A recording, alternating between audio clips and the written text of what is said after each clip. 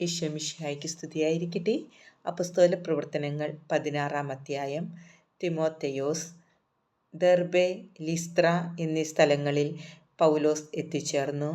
ലിസ്ത്രയിൽ തിമോഥെയോസ് എന്നു പേരുള്ള ഒരു ശിഷ്യനുണ്ടായിരുന്നു. വിശ്വാസിനിയായ ഒരു യഹൂദ സ്ത്രീയുടെ മകൻ.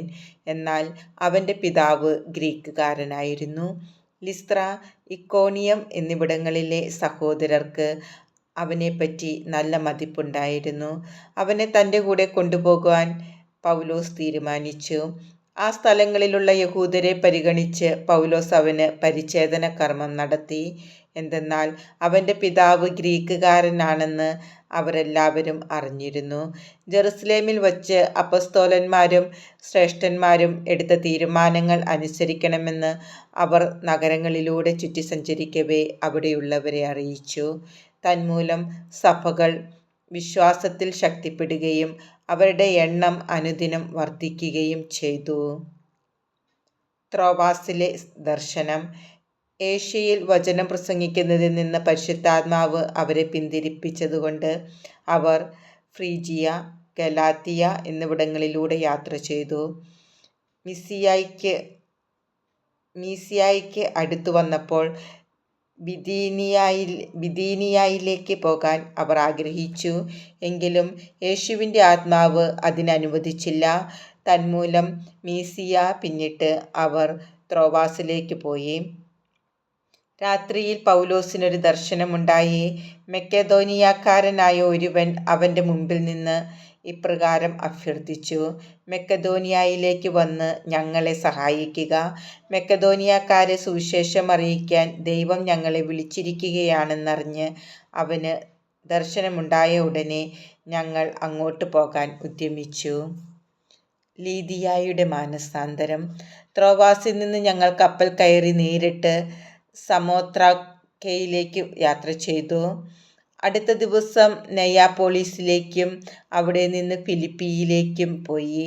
അത് മെക്കദോനിയയുടെ ആ ഭാഗത്തെ പ്രധാന നഗരവും റോമായുടെ അധികാരത്തിലുള്ള സ്ഥലവുമായിരുന്നു.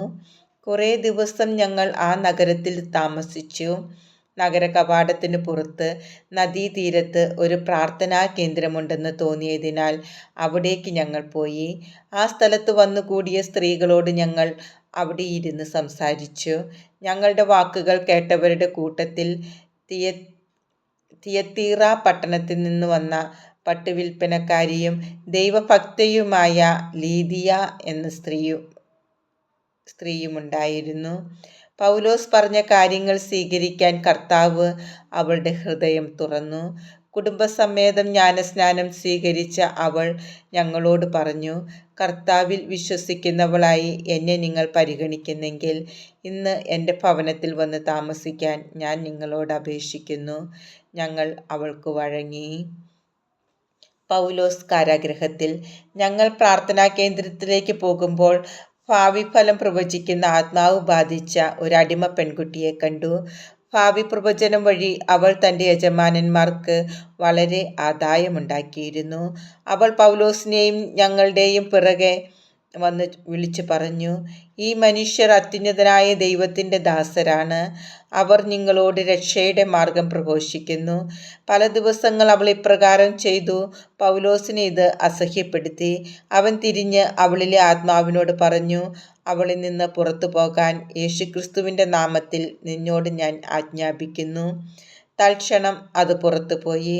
അവളുടെ യജമാനന്മാർ തങ്ങളുടെ ആദായമാർഗം നഷ്ടപ്പെട്ടുവെന്ന് കണ്ടപ്പോൾ പൗലോസിനെയും സീലാസിനെയും പിടികൂടി വലിച്ചിഴച്ച് പൊതുസ്ഥലത്ത് അധികാരികളുടെ മുമ്പിൽ കൊണ്ടുവന്നു. അവർ അവരെ ന്യായാധിപന്മാരുടെ മുമ്പിൽ കൊണ്ടുവന്ന് ഇപ്രകാരം പറഞ്ഞു: യഹൂദരായ ഇവർ നമ്മുടെ നഗരത്തെ അസ്വസ്ഥമാക്കുന്നു. റോമാക്കാരായ നമുക്ക് നിയമപ്രകാരം അംഗീകരിക്കാനോ അനുഷ്ഠിക്കാനോ പാടില്ലാത്ത ആചാരങ്ങളെക്കുറിച്ച് ഇവർ പ്രസംഗിച്ചു നടക്കുന്നു. ജനക്കൂട്ടം ഒന്നാകെ അവർക്കെതിരായി ഇളകി. വസ്ത്രങ്ങൾ ഉരിഞ്ഞു മാറ്റി അവരെ പ്രഹരിക്കാൻ ന്യായാധിപന്മാർ കൽപ്പന നൽകി. അവർ അവരെ വളരെയധികം പ്രഹരിച്ചതിനു ശേഷം കാരാഗൃഹത്തിൽ അടച്ചു. അവർക്ക് ശ്രദ്ധാപൂർവം കാവൽ നിൽക്കാൻ പാറാവുകാരന് നിർദ്ദേശവും കൊടുത്തു. അവൻ കൽപ്പനപ്രകാരം അവരെ കാരാഗൃഹത്തിൻ്റെ ഉള്ളറയിലാക്കി കാലുകൾക്ക് ആമം വച്ചു. തടവറയിലെ അത്ഭുതം.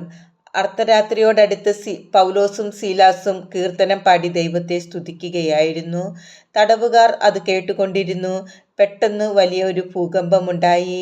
കാരാഗൃഹത്തിന്റെ അടിത്തറ കുലുങ്ങി. എല്ലാ വാതിലുകളും തുറക്കപ്പെട്ടു. എല്ലാവരുടെയും ചങ്ങലകൾ അഴിഞ്ഞു വീണു. കാവൽക്കാരൻ ഉണർന്നപ്പോൾ കാരാഗൃഹവാതിലുകൾ തുറന്നു കിടക്കുന്നത് കണ്ടു. തടവുകാരെല്ലാം രക്ഷപ്പെട്ടുവെന്ന് വിചാരിച്ച് അവൻ വാളൂരി ആത്മഹത്യയ്ക്കൊരുങ്ങി. എന്നാൽ പൗലോസ് വിളിച്ചു പറഞ്ഞു, സാഹസം കാണിക്കരുത്, ഞങ്ങളെല്ലാവരും ഇവിടെ തന്നെയുണ്ട്. വിളക്ക് കൊണ്ടുവരാൻ വിളിച്ചു പറഞ്ഞിട്ട് അവൻ അകത്തേക്കോടി. പേടിച്ചു വിറച്ച് അവൻ പൗലോസിൻ്റെയും സീലാസിൻ്റെയും കാൽക്കൽ വീണു. അവരെ പുറത്തു കൊണ്ടുവന്ന് അവൻ ചോദിച്ചു, യജമാനന്മാരെ, രക്ഷ പ്രാപിക്കാൻ ഞാൻ എന്തു ചെയ്യണം? അവർ പറഞ്ഞു, കർത്താവായ യേശുവിൽ വിശ്വസിക്കുക, നീയും നിന്റെ കുടുംബവും രക്ഷ പ്രാപിക്കും. അവർ അവനോടും അവൻ്റെ വീട്ടിലുള്ളവരോടും കർത്താവിൻ്റെ വചനം പ്രസംഗിച്ചു. അവൻ ആ രാത്രി തന്നെ അവരെ കൊണ്ടുപോയി അവരുടെ മുറിവുകൾ കഴുകി. അപ്പോൾ തന്നെ അവനും കുടുംബവും ജ്ഞാനസ്നാനം സ്വീകരിക്കുകയും ചെയ്തു.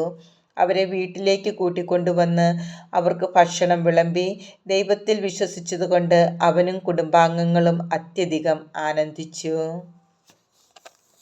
പ്രഭാതമായപ്പോൾ ന്യായാധിപന്മാർ ആ മനുഷ്യരെ വിട്ടയക്കുക എന്ന് കൽപ്പിച്ചുകൊണ്ട് ഭടന്മാരെ അയച്ചു.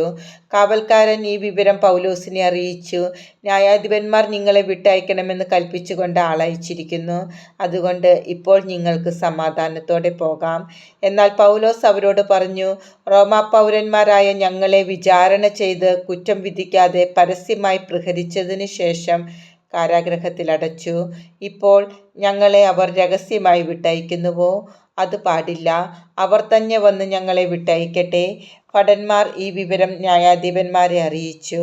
അവർ റോമാ പൗരന്മാരാണെന്ന് കേട്ടപ്പോൾ ന്യായാധിപന്മാർ ഭയപ്പെട്ടു. അതിനാൽ അവർ വന്ന് അവരോട് ക്ഷമായാചനം ചെയ്യുകയും അവരെ പുറത്തു കൊണ്ടുവന്ന് നഗരം വിട്ടു പോകണമെന്ന് അവരോട് അഭ്യർത്ഥിക്കുകയും ചെയ്തു. അവർ കാരാഗൃഹത്തിൽ നിന്ന് പുറത്തു വന്ന് ലിദിയായുടെ വീട്ടിലേക്ക് പോയി. സഹോദരരെ കണ്ട് ഉപദേശങ്ങൾ നൽകിയതിനു ശേഷം അവർ അവിടെ നിന്ന് യാത്ര തിരിച്ചു.